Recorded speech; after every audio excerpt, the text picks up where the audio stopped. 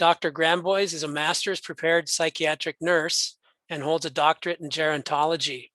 As an enrolled member of the Turtle Mountain Chippewa Nation, she's one of only 43 doctorally prepared Native American nurses.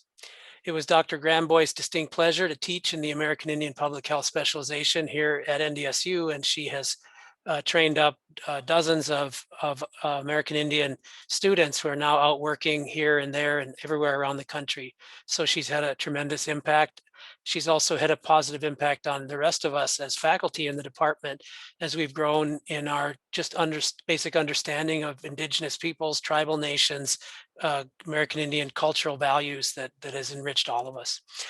Today's presentation, To Walk in Harmony and Balance, will introduce some of Dr. Grandbois' personal and professional and research experiences. So thank you for presenting for us today, and you can go ahead and share your slides and take it away. Okay, thank you, Mark. I appreciate the nice introduction. Okay. Okay, so I will begin with the recognition of the land upon which we stand. And I worked on this group to get together our land grant statement. And so we collectively acknowledge that we gather at NDSU, a land grant institution, on the traditional lands of the Osheti Shakoween peoples, the Dakota, Lakota, and Nakota, and the Anishinaabe peoples, in addition to many other Indigenous peoples still connected to these lands. We honor with gratitude Mother Earth and the Indigenous people who have, the pictures are covering the words, so I don't have it memorized. The Indigenous people who have walked with her throughout generations.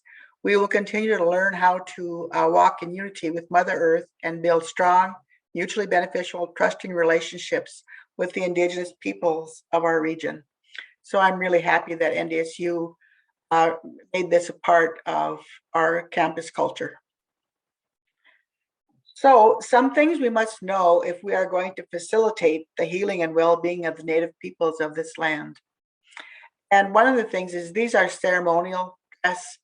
We only use those when we're in a ceremony and at the traditional powwows and things like that. And I've had students not know that. They think that Natives still dress in buckskin. The Native American worldview has been defined as the shared perspective of a cultural group that provides the foundation for a shared philosophy of life that gives meaning and identity to its members. And this quote is by Terry Cross, a Native American, I believe he's Cherokee. And that was important when I was beginning to do some of my research work. No matter how dominant a worldview is, there are always other ways of interpreting the world. As educated people, we should welcome all perspectives. So this has also been very important. When I was in my just beginning my graduate program in psychiatric nursing, I read the book by Mel Madrona, a Native American physician, and he put into words what I was experiencing in my educational process. He said, for a Native American, healing is a spiritual journey. Most people intuitively grasp, except maybe doctors who are trained to disbelieve the idea that what happens to the body reflects what is happening in the mind and the spirit. People can get well, but before a person can do so, he or she must often undergo a transformation of lifestyle, emotions, and spirit, besides making the necessary shift in the body. And that's one of the things that UEP ceremonies and different ceremonies like that are used for, is to assist the person in the lifestyle change and emotional changes they have to make in order to be well. So perceptions of the Western world as compared to the traditional Indigenous peoples' perspectives and perceptions. So the Western world sees that almost everything is understood to have a beginning point and an end point, from point A to point B, in a very linear fashion. A linear view of the world sees all movement as going forward and unidirectional, such as progress toward a goal. traditional Native people, they see everything as circular and cyclical, and it seems to and this seems to underlie all that we observe. We are embedded within the dynamic circle of life, the cycles of life, with no set beginning or end. Therefore, all things are related and interrelated, even things we cannot see. So it's the continuum of life. And so if you look at a circle, Native people didn't really discuss death, because and the seasons and all of those things were part of their worldview. So when you reach, probably the winter of your life, you always knew that spring was coming. And some reality of that person was still there. And so death was not a real big concept for many Native American tribes. So being open to both possibilities, both perspectives and worldviews provides us with many more options that we wouldn't have if we were just chose one. So when I was working as a psychiatric nurse, I had to really start looking at worldview differences that affected my work. And so I knew that Native Americans are circular, they're relational. Everything is about the relationship you have with whomever you're interacting with. Whereas in the Western culture, as we said earlier, they're linear. They go from point A to point B. And the mind, body, spirit are all seen as one. Whereas in the Western medical model, the physical body is the focus. Mystical and acceptance, that's just a part of everything. I remember growing up as a child that my mother would notice, oh, there's something here, as meaning wherever she was pointing to, and she meant a spirit was there. And so it just became a part of our lives. And so the fact that you could see a spirit, talk to a spirit, that was, just accepted. And scientific verification is necessary in the Western world. If you can't see it, touch it, or measure it, it isn't real. And then we have ceremonies and rituals as opposed to allopathic medicine. And the purpose of the ceremonials and rituals is to help the person make that transition in lifestyle and thought process and everything that occurs because the mind, body, and spirit are all connected. And then, the tribal connectedness. I've had people wonder why a Native person that was really broke would give their last dollar to another person. And it's because of tribal connectedness. If I don't need it right now, you can go ahead and have it. And I think that's been one of the reasons that Native people haven't succeeded in the Western world so much, is because of that tribal connectedness. And in the Western world, it's individualism. You can pull yourself up by the bootstraps. And, if you earn it, you got it. And, that whole concept. And then extended family, nurses often find out that when somebody is sick or died, you're going to have their hospital room and hallways and everything filled with everybody that sees themselves as related. Well, we believe, the Native belief is we're all related. And so if you love the person and cared about them, you're considered family. Whereas in the Western culture, it's nuclear family. And if you popped in a nuclear family when someone was very ill, they'd consider you very ill-mannered. Spirituality and balance. We'll talk more about that in the next slides. All of these things, if you take time to take a look at, you'll see that they really do represent very distinct worldview differences. Like in the Native way, we treat with herbs, plants, and nature. We depend on the human body as being able to heal itself. You just facilitate that process, that we have innately the ability to heal ourselves.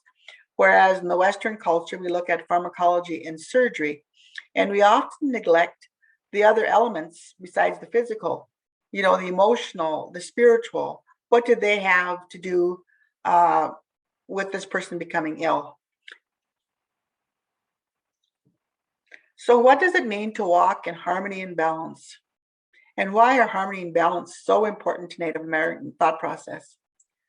So when a traditional Native person walks in harmony and balance, they are at one with the world, at one with each other, at one with Mother Earth, at one with all that is. And if you think of that today, just think how that would change our environment, how it would change our climate. So that oneness of all with all that is very central to many traditional Native people. They are an intricate part of the circle of life. They are not above or below anything in creation, for all is one. And so, like when a Native person would hunt and they would kill a deer, they would thank the deer for its offering up its body for their survival, and they would leave tobacco as a sign of respect and appreciation. Natural order of life. All of life is based on the cyclical order of things we can observe, like the phases of the moon, the intervals between day and night, the seasons, and the knowing that the cycle will repeat itself year after year. It is the natural order of life. And literally, that is how Native tribes, for the majority of Native tribes, organize their lives. So, as an example, a baby is born. It'll go through predictable cycles throughout life.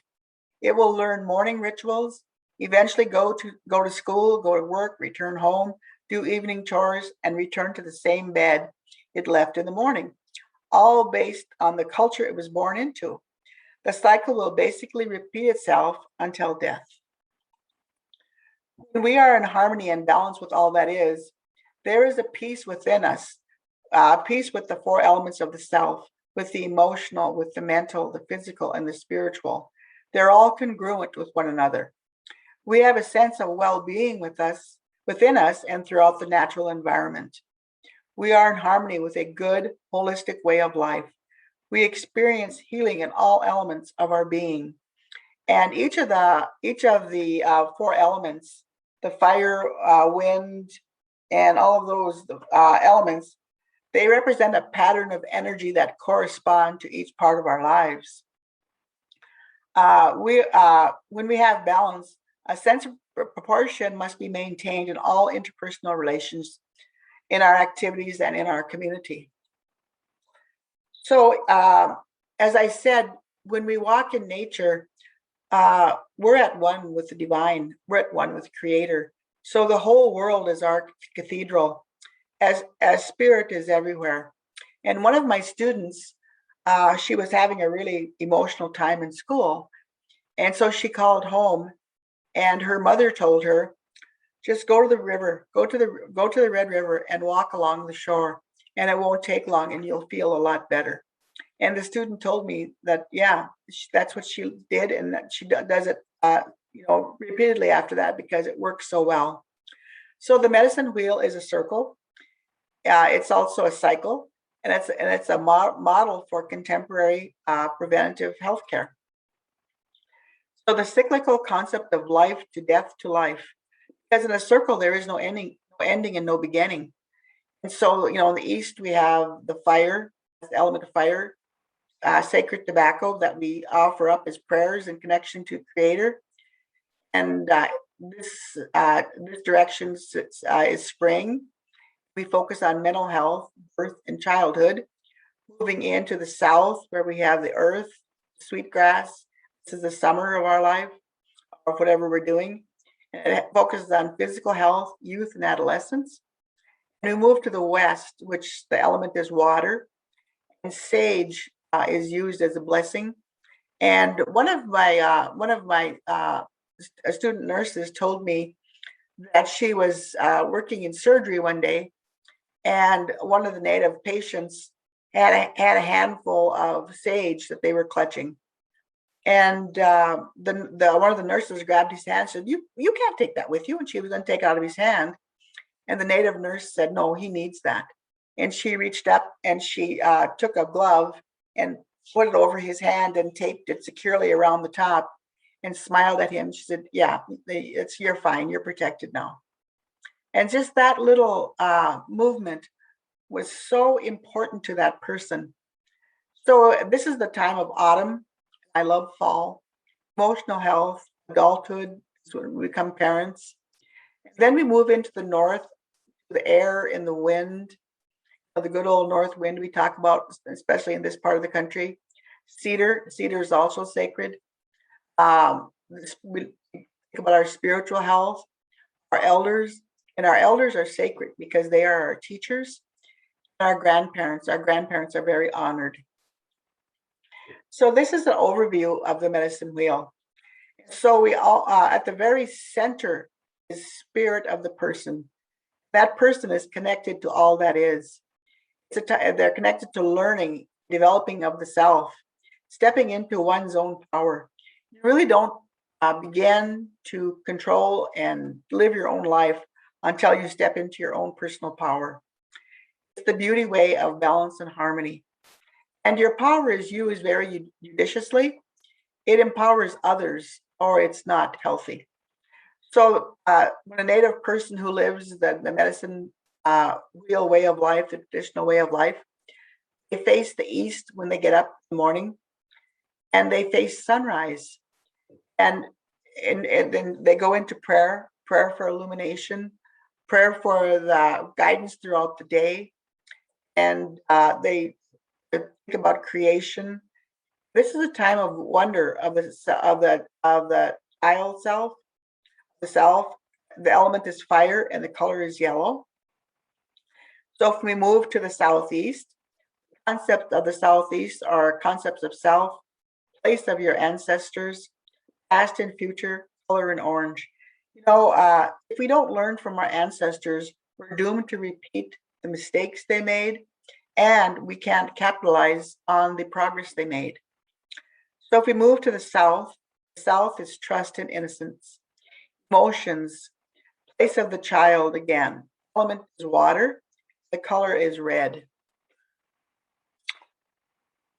So moving around to the southwest, this is the place of dreams. Dream of life. The color is turquoise. And everything feeds into the self. It's all nourishing the person. So we go to the west, sunset. Introspection into intuition, physical body, manifestation of whatever we want to bring into reality. Our element is earth, and the color is black. And remember, Native people predominantly see the earth as alive, fully alive in every sense of the word, and meaning that she's knowable. So we go to the northwest. That's the laws of patterns and cycles, all the natural laws. So it brings us to the future, and the color is brown. Go to the north. This is the direction of wisdom, intellect, adult self, mind. The element is wind and breath, and the color is white. So the life cycle began, of course, with childhood. We teach the child wonder, feeling safe, cultural knowledge. We move to childhood. We respect childhood curiosity. Teach them about their ancestors.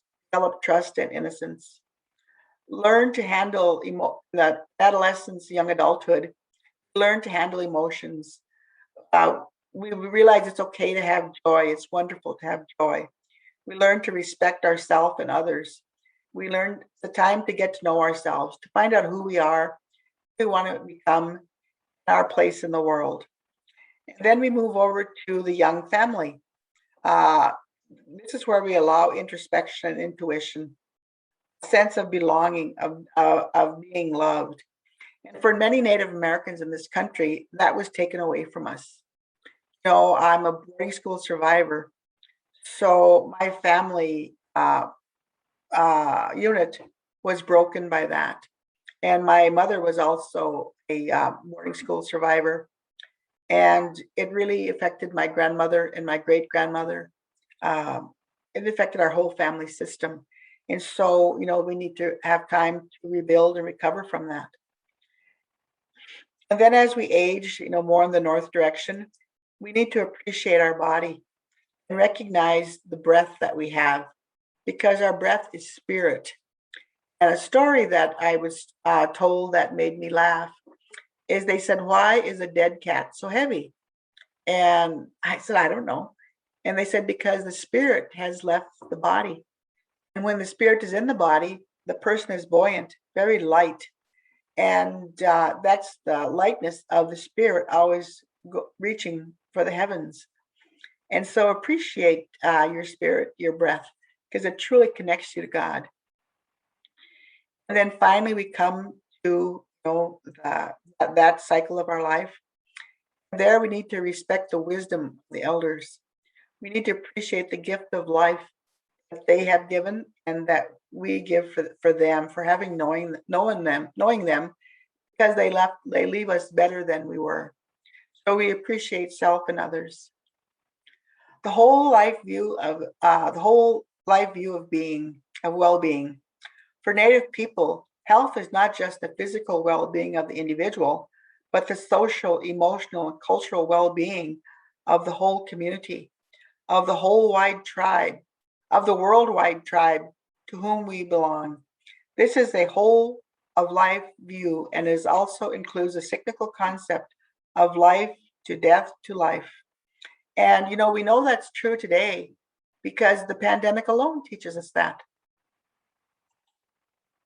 So we listen to and learn from the wisdom of our elders.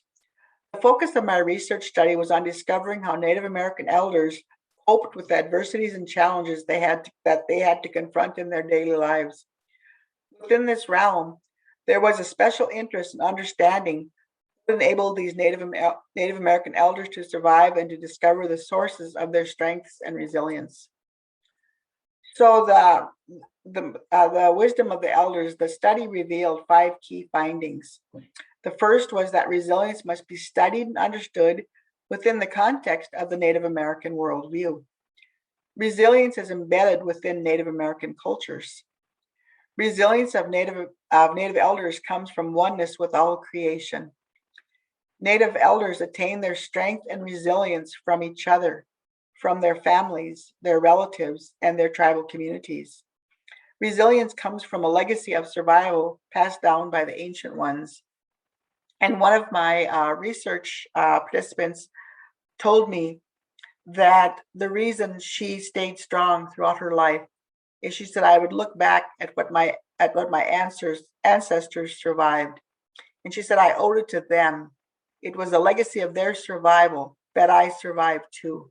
That I not only survive, but I stand in strength and honor what they lived through." So Native Americans are a resilient people. My study it's one of the few of resilience of Native Americans in the literature. And I think it's one of the very, very few the resilience of Native American elders. My finding was resilience exists among these Native American elders, but is uniquely enmeshed into the seamless fabric of their culture, worldview, and connectedness, expressed as oneness with all creation. Their stories changed my life. One elder defiantly stated to me, "I am not a victim, and neither are my people. We are survivors." The survival history of Native Americans bears further study when attempting to understand resilience. Native Americans are the survivors of a horrific genocide that began in 1492 that is still being perpetrated against them to this day. One elder stated, "When you realize that Native Americans have survived not only a historic, but contemporary direct confrontation with the largest superpower on earth, it goes without saying that resilience abounds in this group of people. Not only did they survive, but they also became sovereign nations in our own midst in this country." We must increase access for Native people. Current scientific evidence suggests that health inequities can be reduced by increasing access to socioeconomic opportunities and resources. So far, that hasn't been the case. Indian Health Service, which was paid for by our millions and millions of acres of land that was ceded, were never honored. And so far, we are funded at less than a half of the need of the population. So it's no wonder that we have highest disparities in the country. We need to reduce cultural racism and its associated negative images, stereotypes, prejudice, and discrimination. I did another study on the impact of stereotypes on Indian people. I tell you, they're deadly. Native people are not drunken savages. Far, far from that. Minimizing racism's adverse effects by enhancing the capacity of individuals and communities to improve health. We've got to, the next statement says, we need more research conducted by Native scholars searching for their own solutions to the problems they identify. Because, one of the elders told me, he said, you know what I think is different about the Native American than other groups? He said, we never wanted to be counterfeit white people. We just want to be who we are. We want to walk this world in our own way and in our own time. And I really thought that was interesting. And he said maybe even we got kind of punished because we don't try to be white people. We have no interest in that. We want to be who we are, and we want to give our gifts to the world, because after all, we fully believe we're all one, but we bring gifts unique to who we are. To successfully advance the health and well-being of Native people, we need to teach Native faculty we need Native faculty to teach in every level of education, in undergrad and the master's programs and doctoral programs, so that these students in doctoral programs can go down and visit undergrad classrooms and talk about where they're going and what they're accomplishing. We need role models, and we also need Native students to be visible on campus, and they must have a gathering place unique to them, with Native role models visiting frequently. We have many Native role models, positive Native role models right here in the Fargo community. We have businessmen here that are very wealthy, very successful in their businesses, and across the country. So there needs to be more of that. The media seems to focus on only the negatives of the Native community. And that was absolutely evidenced the other night when I was watching the 6 o'clock news. The storyline was that they were going to be able to sell alcohol earlier on Sundays, that the legislature had just passed that. But in the pictures that they were showing, they showed a man holding up 2 bottles of, I don't know what kind of alcohol, but on his shirt, it said savages, savages, savages all over his shirt. And then they showed a Native woman walking down the aisle. And I thought, what yellow journalism? That's more stereotyping, and it's killing people. And that needs to stop. So going on from there, all faculty members must have cultural competence proficiency with the students they teach. And even though students won't say anything to you, they know right away whether or not you are culturally proficient. And there's nothing wrong with saying, teach me. That's one of the things that Native people have always done with each other and with their elders is teach me. And I will sit at your knee and learn. So another point, we must actively recruit students into various healthcare professions. It's been scientifically proven that when a Native person visits a Native health professional, the outcome is better. So why wouldn't we accommodate more healthcare professionals from the Native population? There must be cohorts of Native students matriculating into various healthcare programs. We had that at NDSU when we had the American Indian Public Health Program specialization. Those students relied on one another. They had fun with each other, and they had fun with the other students. And they were also teachers for the other students to teach them about Native American culture. Because again, the North Dakota legislature just voted down the Native American curriculum being taught in the schools. Why? There needs to be a time when we just say that's enough of that. Native people are not invisible, and we're not vanishing. We're not going anywhere. And so it's time you start including us in this country whose land you walk on is ours. Also, we must have programming in place to help Native students succeed. When I, excuse me,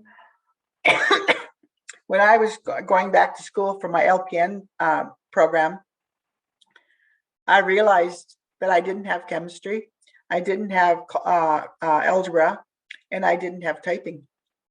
And I mean, when you're going into nursing, those are some really big deficits. But I've always had faith in the goodness of people. And so to my, it just really makes me happy to think that the high school principal and the high school superintendent in the little school where my kids went to school said, just come to school every day at 3:30 or 4 o'clock, and we'll teach you. We'll help you learn. And they did. In fact, I learned chemistry so fast that I was at a higher level in chemistry than they were. And I always hated algebra. And one of the two guys said, okay, let's look at it this way. You have $1. Okay, let's say you need a half a penny. And so you got your whole dollar, but you only need half a penny. How do you write that? And I mean, that was not only funny, but it was such a wonderful, kind way to teach. And so I think we need to remember that there are people always willing to give a hand up in any group of people. So President Joe Biden just said this himself. Students cannot become what they cannot see. And that's the case. And there was a time here at NDSU where we had 8 Native American professionals here. Here's Jacqueline Willett, Melody Nadu, Denise Lashmadier, Donald Warren, Michael Yellowbird, Siobhan Westcott, and myself. And there was another Native American professor in animal. I can't remember what exact program he was in, but imagine that. And imagine what we could have done for our Native students in this part of the country, in the Northern Plains, because in this part of the country, we have some of the highest health disparities not only in the country, but in the world. Our health disparities rival Haiti, and yet we closed that program. And I know you all know that breaks my heart. We've got to do better. So we really found from this worldwide pandemic that we're all in this together, and that the resources are here, that there's no reason that the top 1% of society should hold all the wealth while the rest are in poverty or in various forms of want. So when my father died, Mrs. Garcia, Turtle Mountain Chippewa elder, sent this prayer to all of us for our father. She said, prayer to the great and Holy Spirit, Father of all creation, gentle and peaceful, full of love. We are your children. We are a people of many colors, people of many faiths, a mosaic of life, but we are one people, your children. Let us stand together in your gentleness and peace, in your love and in your grace, always. And she was a good friend of my dad. I remember this being very comforting to me. And then the eagle, as you know, this country honors the eagle as well. And to the Native American, eagle symbolizes the Great Spirit. And I also think the Great Spirit and the Holy Spirit are one and the same. Miigwech, thank you for your time. Okay, so we have time for questions. We are a small enough group, I think, if you'd like to unmute yourself and feel free to ask Dr. Grandbois any questions you might have. When I was listening, this is Mark here. I was feeling some commonalities with things that I learned studying traditional Chinese medicine when I was in China. So I'm wondering is there a common is there something in common among, indigenous peoples from various places around the world that have been sort of identified? And I mean, I don't want to disregard Native American views and then somehow tie them to China, because they might be very different. They might be, I don't know. It just strikes me. And I was wondering if there's any research into that. Like, are there commonalities, and is it just accidental? Or, I mean, have you ever looked into that? Well, we had Dr. Michael Yellowbird here, and he was very much, as a sociologist, he was very much into that. And I don't know if you know, but Native Americans are quite offended by the connection to the Bering Strait theory. We don't buy it, we don't believe it, and we can actually prove that we didn't cross the Bering Strait. I mean, they've found archaeological findings that substantiate that we have been here for thousands and thousands of years, probably centuries and centuries. Yeah, that's what I understood. But also, if I take your question and turn it around, what are the commonalities between all white people? Germans, Norwegians, Italians. I think what the main thing is our inability to accept maybe differences. I mean, why have there been wars throughout all time?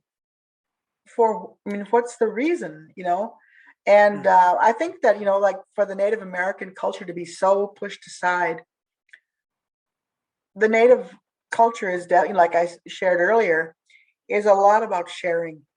And unfortunately, being aggressive has not been a cultural value. Even being wealthy has not been a cultural value. And so I've invited different people to my class when I was teaching.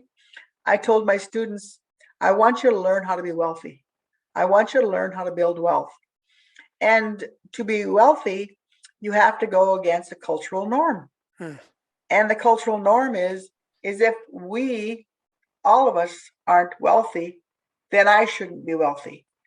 And I'm saying sometimes we have to adapt beyond culture, because I'd rather see us all be fairly well-to-do than all of us in stark poverty. And so unless we can move, the whole tribe forward, and tribes have been able to do that, and be wealthy, then, we've got to maybe accept that it's okay to build our own wealth. Like a question I could ask you, what's the difference between a German and a Norwegian? Like the same question toward me would be, what's the difference between a Sioux and a Chippewa? And there are a lot of differences between us. And historically, the Chippewa and the Sioux, the Lakota, they don't like to be called Sioux because that's, not their name. But there are a lot of differences, and we didn't historically get along at all.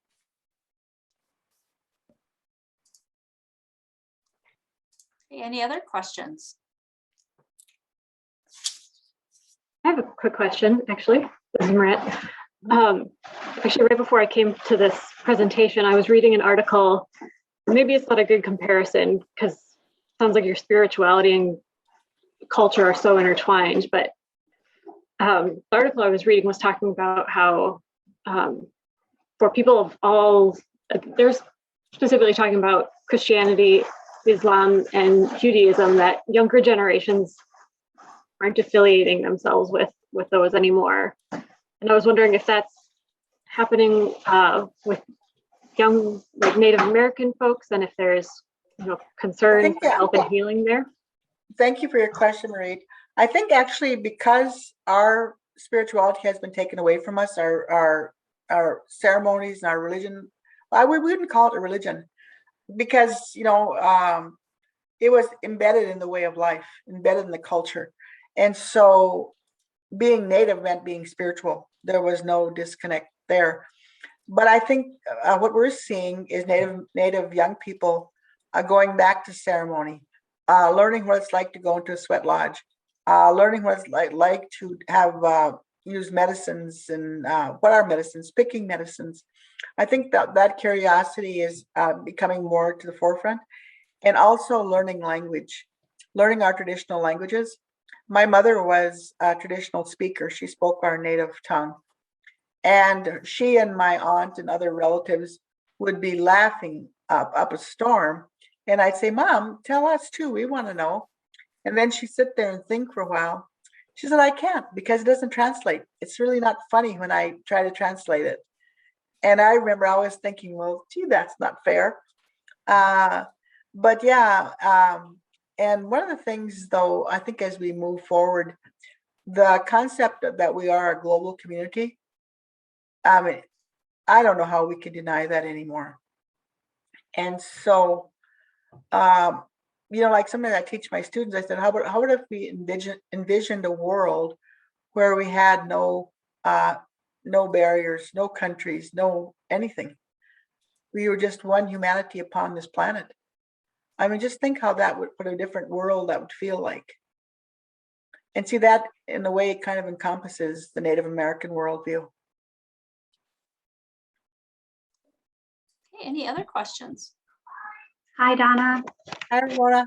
Thank you for sharing. Oh, I can't hear you. Did I mute myself again? I'm wondering what your thoughts are about the process of healing. And some people feel that it's really important to acknowledge and talk about historical trauma and the connection to what's happening now and contemporary traumas. And some people say, we don't want to keep talking about that. We want to move forward. So the people who say we need to be talking about it kind of, I think, feel like, well, we can't move forward without acknowledging it, and that it creates a different path forward because it becomes less about what people in the community sort of maybe more lateral oppression, and then to say, no, let's take a step back and see where all this really comes from. I'm wondering what you think about that. Native people are always storytellers. So let me tell you a story that may give you my answer. When I was in grad school, I went on a trip to Santa Fe, New Mexico, and it was a professional group, probably of psychiatric nurses, I'm not really sure, or certainly mental health professionals. And somebody got the great idea that we were all going to go up really high in the mountains in New Mexico, was it Albuquerque? And do a sweat lodge ceremony. So they were all happy that I could join them. And being a boarding school survivor, I'd actually never experienced a sweat lodge ceremony. So I went there with a little bit of trepidation too, thinking, I wonder how hot it's going to be. And then I didn't realize that my nursing background was going to kick in, because I thought, oh my, here I am, a flatlander up in the mountains, and I'm going to keep going up higher and higher and higher elevations. And I'm going to go into this inferno. And so I was thinking, that doesn't sound very safe to me. But anyway, I thought, oh, come on, you can trust spirit. So I went in, and when you go into the sweat lodge, it depends where you enter, but I ended up in the seat of honor. And that is directly across from the door. And it's the very hottest place you can be in. And so it kept getting pretty hot. But there was something also beautiful, but because I hadn't experienced before, it was a little strange. And so we were told that there was a right way to exit the sweat lodge. And so I did that. I crawled out the way I was supposed to go and left the sweat lodge about halfway through. And when I got out, I got teased by the two people bringing in the hot stones and working outside. And they knew me. I did not know they knew me. And they said, we're going to tell on you. We know your sister and your brother, and we're going to tell on you that you didn't stay for the whole sweat lodge ceremony. And besides thinking it was kind of funny, I said to them, I said, I already suffered enough in my life. I don't see any reason why I should suffer anymore. And that's my answer. You can go ahead and tell them that. And again, that's kind of how I feel about that. I'm a boarding school survivor as well. I don't want to repeat that. And I've never told my 3 children any horror stories of my childhood. Why? Because I want them to have a vision of the best life possible. And wherever I could correct things in our lives, our family lives, I did. Even if I had to go to great lengths to protect them from things I had lived through. And so, and we also know that we're re-traumatized by those stories. And so I don't see the need to re-traumatize. I see, going back to my one slide, the slide with the family, I think we can start there and we can create a new reality, a new healthier reality, and acknowledge that, yes, we suffered, like I said, like the elders shared, but these were very resilient elders. They didn't stay stuck in the suffering. One of them was an associate professor. And as an elder, that was unheard of. And so several of my elders were people that had achieved a lot in their life. And they also didn't put the burden of what they'd lived through on their children.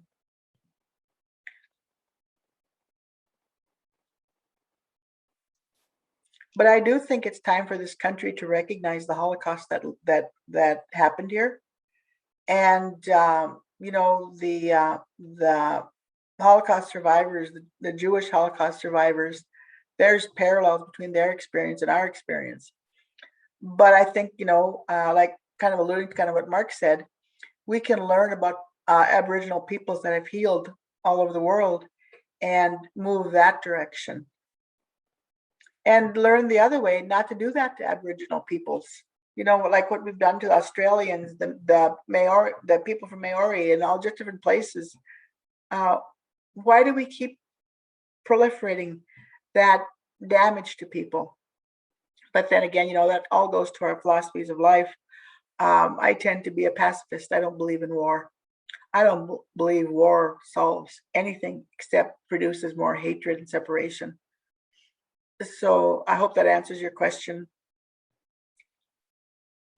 Like the ACE study, adverse childhood experiences, to understand what happened to the Native Americans, we need to have an understanding of adverse childhood experiences. But I don't think we need to have people relive them. I think we can have them limit their exposure as much as possible. That's kind of what I was thinking about, that the knowledge is important, but the way you go about it, and sort of, I like to think a lot about, strength-based approaches, and so I'll be thinking about your answer and might follow up sometime, but thank you. Yeah, thank you, Mona. Like in the 2 papers that I wrote from the elders' perspective, I purposely used their direct quotes throughout both papers because I would not take away their voice. And those papers really speak volumes about the strength of Native people and how we can help facilitate that strength and resilience. I have a follow-up question just based on what you just said. I have not read your papers recently. Do you identify the elders by name in your papers? No, I gave them names. Okay. Some people, some of the methodology books or Indigenous methodologies are suggesting that elders be identified. Would it be a matter of choice? I'll tell you what they said. And I was a graduate student when I did my dissertation, of course. And I had to plead with my elders to let me give them names, because grandmother Teo Waiwi, she's one of the 13 Indigenous grandmothers traveling the world. And she said, listen here, when I tell you something, you can take it to the bank. So she said, you don't have to hide anything I say. And the same thing with Joe Rose. Joe Rose just passed away recently. and he's a Medewan elder. He was an associate professor at Ashland Community College. And I mean, he was a gold mine for them. I mean, he taught the students to build the sweat lodge. He created a whole museum of his mother's artifacts. And he said, hey, if I say something, I don't need any institutional review board to protect me. He said, if I say it, it's in the world. And that was mostly what they all thought. So then I went back to the IRB and they said, nope, you can't do that. That breaks protocol. So I had to give them names.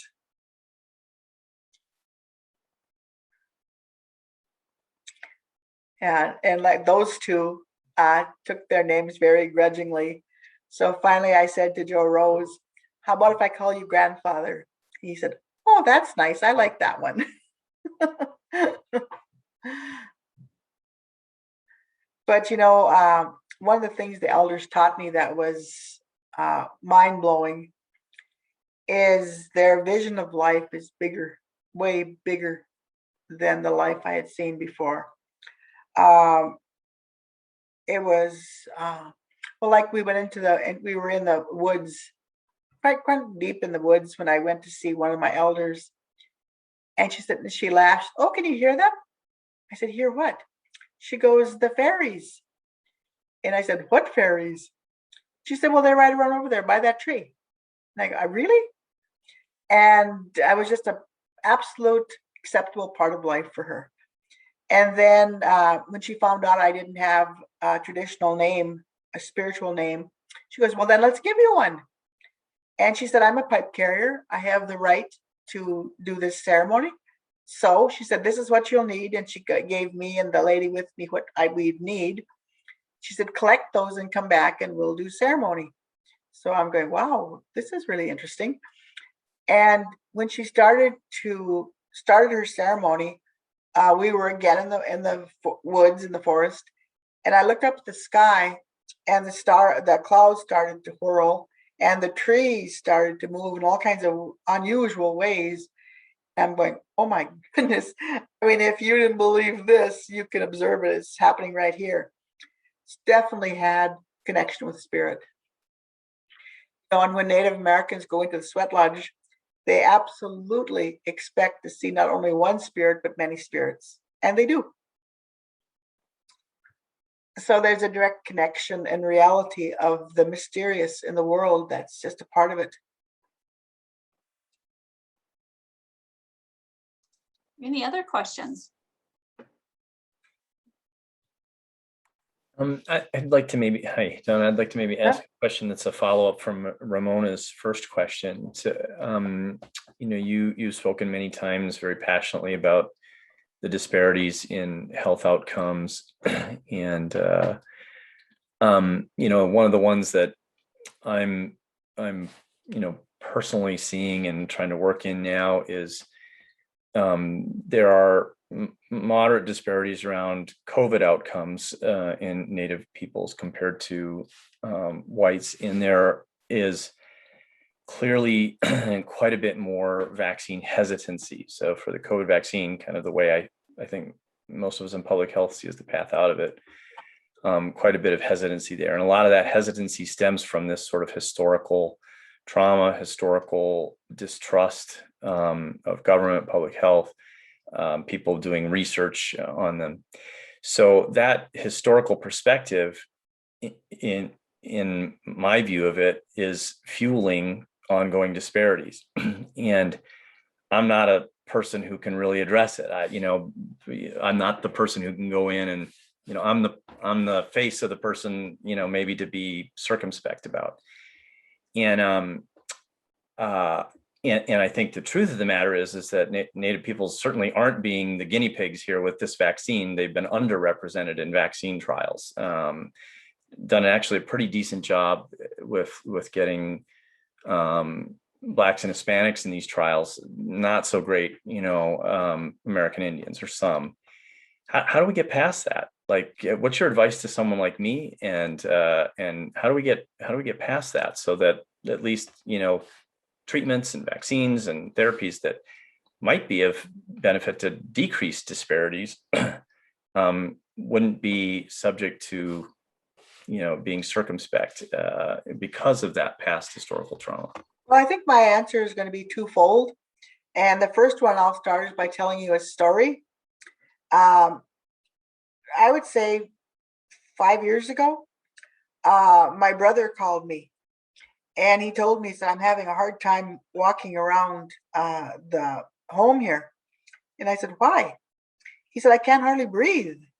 And I said, why would you be having a hard time to breathe? He said, I don't know. He said, they told me that my blood pressure is real high and that I've got to take this blood pressure medication to lower it. He said, but I can't. And I said, why can't you? He said, well, I can't swallow pills. I said, well, crush it then. He goes, that's not the point. He said, I can't swallow pills. And I thought, oh, sure. From boarding school, we were given different medications as guinea pigs, actually. And I had a reaction to whatever I was getting, and my cheek grew to be like a goiter, like huge.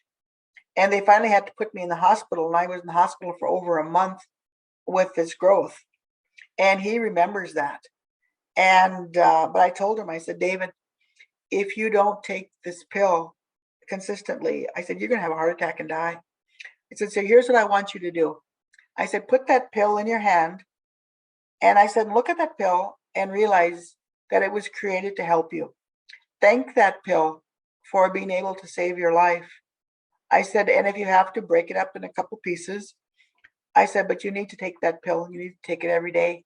I said, otherwise, I said, David, it's no accident that your sister's a nurse. I said, believe me, I've seen what happens when you can have a stroke, when you have a heart attack. I said, you don't want to put your body through that. So just tell that pill, I love you and I love myself. So because of that, I can take it. And he literally could not get over that barrier until I talked him through it. And then the second part of my answer is Native role models. Have a Native person that's well respected, probably like this Native physician at Sanford, Cicely Littlewolf, to encourage the Native community to step up, and that this is entirely something that's going to save their lives, just like, we could have with smallpox or whatever, measles or whatever else. So Native people, because it's an issue of trust. And if the trust is not there, the mistrust and the fear is just too great.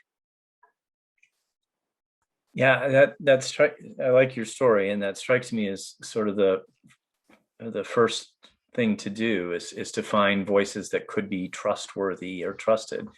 But I think we need help finding those trusted voices. I didn't know this doctor. I'd like to meet her sometime. She's at Sanford. She's amazing. I brought her in to speak to my students, and what she's accomplished is just amazing. Mm. And she's also a physician and working at Sanford, and just a beautiful, beautiful human being. And just somebody like her, they're going to recognize her as Native. And then as that voice, that's pretty powerful. I want to extend our thank you, Donna, for speaking with us this afternoon and taking time out of your busy schedule for this. So thank you very much.